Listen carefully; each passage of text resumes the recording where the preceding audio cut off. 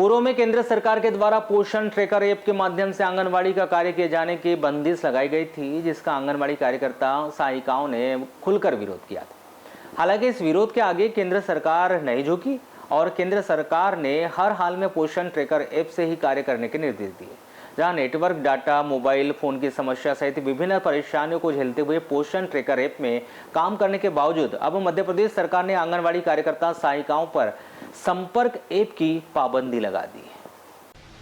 जहां अब आंगनवाड़ी कार्यकर्ताओं को संपर्क ऐप पर सुबह 7:30 बजे आंगनवाड़ी केंद्र पहुंचकर हाजिरी लगाने के लिए कहा जा रहा है, तो वहीं पहले से 2-2 ऐप पर काम करने वाली आंगनवाड़ी कार्यकर्ता सहायिकाओं को अब नए ऐप में अलग से वही कार्य करने के लिए कहा जा रहा है। इससे आंगनवाड़ी कार्यकर्ताएं सहायिकाएं प्रदेश सरकार से काफ़ी नाराज है, जिन्होंने पोषण ट्रैकर ऐप की बंदिश को हटाने, मिनी आंगनवाड़ी कार्यकर्ताओं को पूर्ण आंगनवाड़ी कार्यकर्ता का दर्जा दिए जाने, आंगनवाड़ी कार्यकर्ता सहायिकाओं को नियमित किए जाने, सहायिका बहनों को आंगनवाड़ी कार्यकर्ता बनाने और आंगनवाड़ी कार्यकर्ताओं को सुपरवाइजर बनाने सहित वर्षों से लंबित अपनी विभिन्न सूत्रीय मांगों को यथाशीघ्र पूरी किए जाने की गुहार लगाई। जहां उन्होंने अपनी इसी मांगों को लेकर बुधवार को नगर में एक रैली का आयोजन कर कलेक्टर कार्यालय में एक ज्ञापन सौंपा। आंगनवाड़ी कार्यकर्ता सहायिका एकता यूनियन C2 के बैनर तले कलेक्टर कार्यालय में सौंपे गए इस ज्ञापन में संगठन ने इन सभी मांगों को पूरा करने के लिए प्रदेश सरकार को 9 जुलाई तक की मोहलत दी, जिसमें जल्द से जल्द उनकी सभी मांगों को पूरा किए जाने की गुहार लगाते हुए मांग पूरी न होने पर 10 जुलाई को विधानसभा का घेराव किए जाने की भी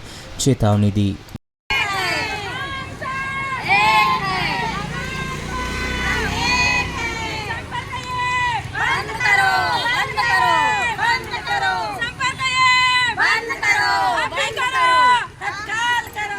कि जैसे नर्सरी, स्कूल,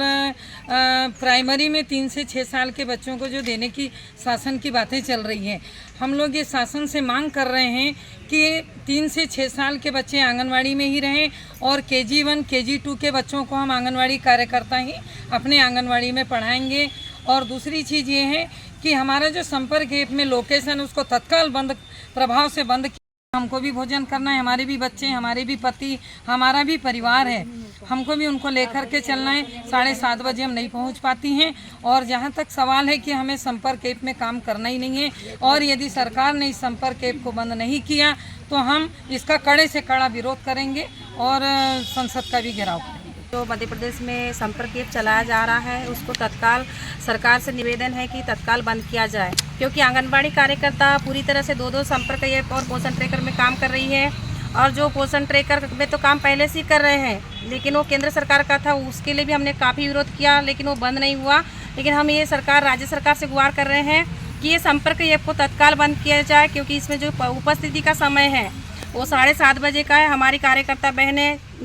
मांग कर रहे हैं कि वो भारी दबाव के कारण डल के वजह से काफ़ी जल्दी उनको सामना करना पड़ता है, आंगनबाड़ी में जाके डरती है और काम को पीछे से जाके वही मैडम लोग भी दबाव डालती है कि ये काम नहीं किया, संपर्क ऐप नहीं खुला। इसीलिए हम लोग गुहार करते हैं सरकार से कि इसको तत्काल बंद किया जाए। ऐसी कितनी मांगों को लेकर आज ज्ञापन सौंप रहे हैं? ये पहली मांग है कि सबसे पहली मांग है कि संपर्क ऐप को बंद किया जाए, और दूसरी मांग है कि हमारी सहायिका कार्यकर्ता बहनें जो है उनको नियमित किया जाए, और जो मिनी आंगनवाड़ी कार्यकर्ता है उसको फुल आंगनवाड़ी कार्यकर्ता का दर्जा दिया जाए, और सहायिका कार्यकर्ता में जो